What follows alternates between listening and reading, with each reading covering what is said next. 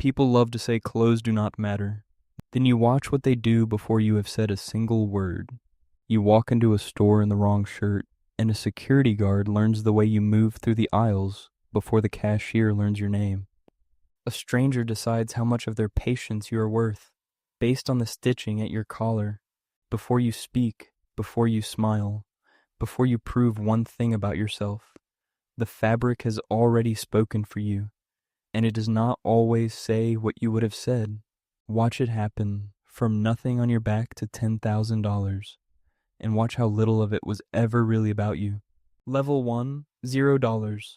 You are wearing whatever you were given. A shirt cut for someone else's shoulders, a jacket with a stranger's shape worn into it, shoes gone soft under another person's weight. Everything on you was chosen by circumstance, not by you, and everyone can tell. You walk into the store and you feel it before anyone says a word. The clerk's eyes find you. They drift to the door you came in through, then come back and stay. They ask if you need help in the careful voice people use when they are hoping you say no. You pick something up to look at it. The guard at the end of the aisle turns to face you, the way you turn toward a sound in the dark. You put it down. You move 2 aisles over. He moves 2 aisles over. So you start doing the thing you have learned to do, keeping your hands in plain sight, your movements slow, your face easy, narrating your own innocence with your body because no one here will take your word for it. At the counter, they ask you to leave your bag up front. They do not ask the woman standing behind you. You buy one small thing. Your receipt is checked at the door, and you let it be. Because arguing costs more than the thing you bought. You have not said a word. You have not done a single thing.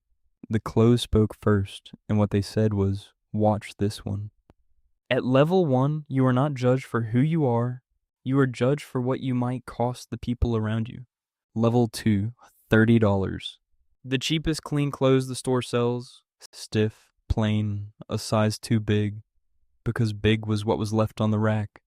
It is not much, but it is new, and it is yours, and no one wore it before you. The clerk who tracked you through the aisles last week does not flinch this week.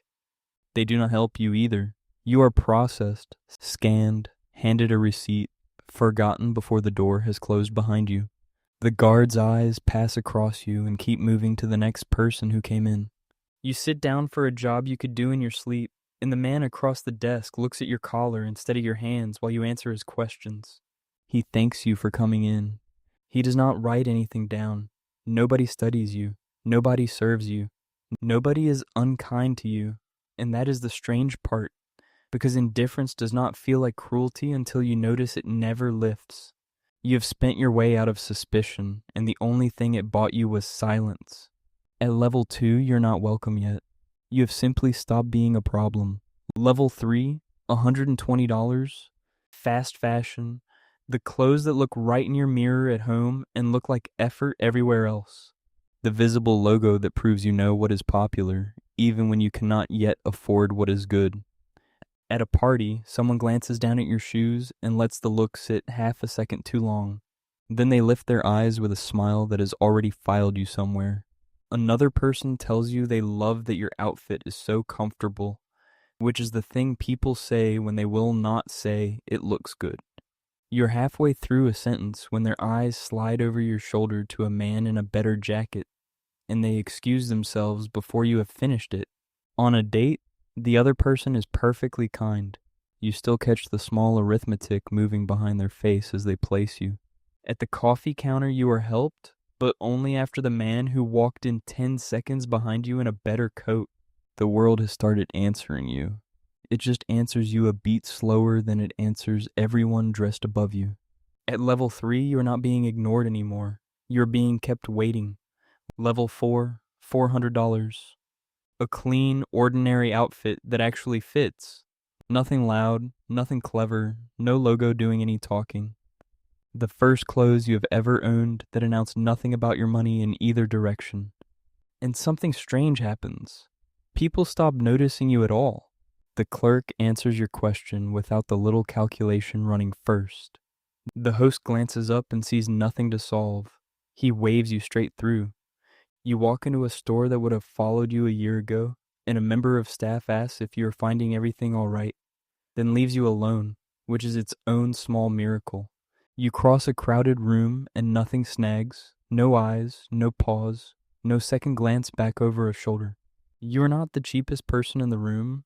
You're not anyone's problem to manage. Most of your life you would have called this being overlooked. Now you understand it is the exact thing everyone above you quietly paid for. At level 4, you are not impressive. You are something far more useful. You are unremarkable. Level 5, $1,200. A real jacket with real structure across the shoulders. Shoes that take a shine and hold it. Clothes that say, without a word, that you have somewhere to be and people who are expecting you there. Now the room tilts toward you instead of away from you.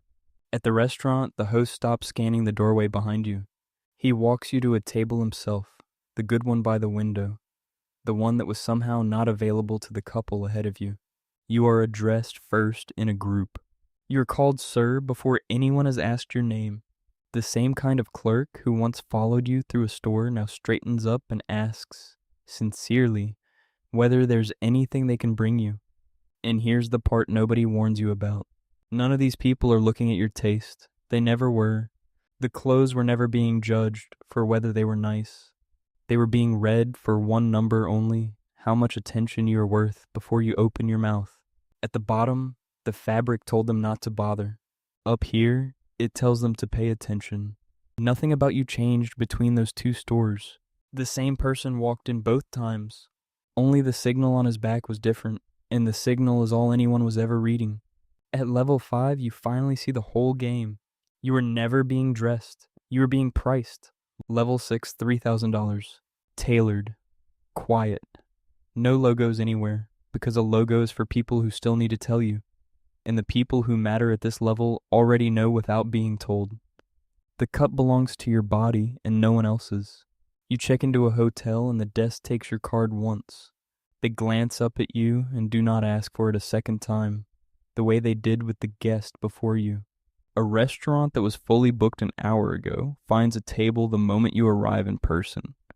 The tailor remembers your sleeve length before you give it to him. You walk into a bank to sort something out, and the person behind the glass stands, comes around, and walks you to a chair, because the suit has told them you are not a problem to process, but a client to keep. A doorman you have never met holds the door.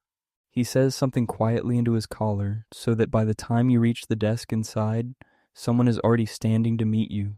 You're not served faster, you're anticipated. The work of proving anything slides off your shoulders and onto theirs, and not one person ever mentions the moment it happened. At level 6, the world stops asking you to earn the benefit of the doubt. It simply hands it to you. Level 7, $7,000. Now the clothing speaks a language, and the rooms that matter have been taught to recognize it. You walk into a boutique and the salesperson does not point you toward the racks. They walk you past them to a quiet corner at the back where the pieces without tags are kept, and they bring you something to drink while you decide. At the car showroom, there's no slow dance about your credit. The keys are simply placed in your hand. The lounge that asks everyone else for a card looks at the coat, then at you. The question leaves the agent's face before it ever becomes one. People who would not have held an elevator for you a few levels ago now wait and hold it, and wish you a good evening they actually mean. Nobody in these rooms is certain exactly who you are.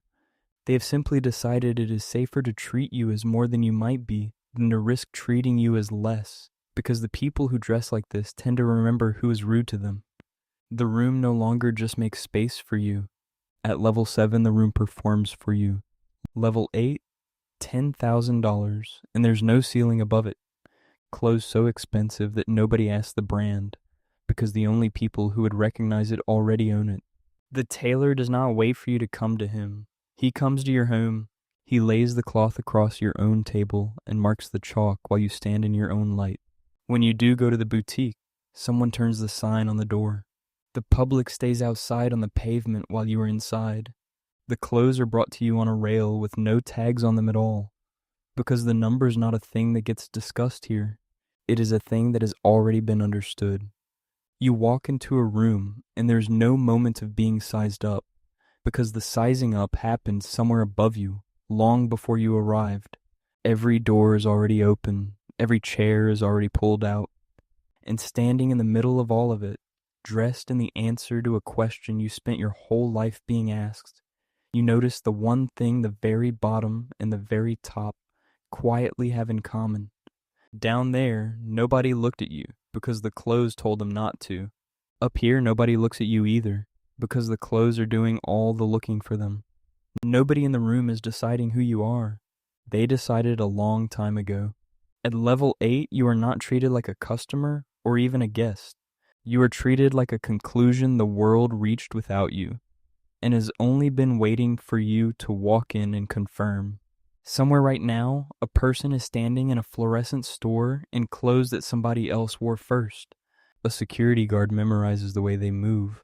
And somewhere across town, behind a door that has been closed to everyone else, another person stands in their own light while a tailor marks chalk on cloth that costs more than the store earns in a month. One of them is watched too closely. The other is not watched at all. And both of them are wearing the same thing, if you know where to look. A set of clothes deciding how the world will treat them before either one has opened his mouth. Put the two of them side by side. Take the fabric away. You could not tell them apart. The same face, the same voice, the same person standing underneath all of it. The clothes change at every level. The person wearing them never does. You spend the entire climb believing the goal is to finally be seen. And at the very top, in the best thing you have ever worn, you understand. They were never looking at you. They were reading the label. They always were. You only ever find out, one outfit at a time, how much of the world was waiting to see what you had on before it was ever willing to see you.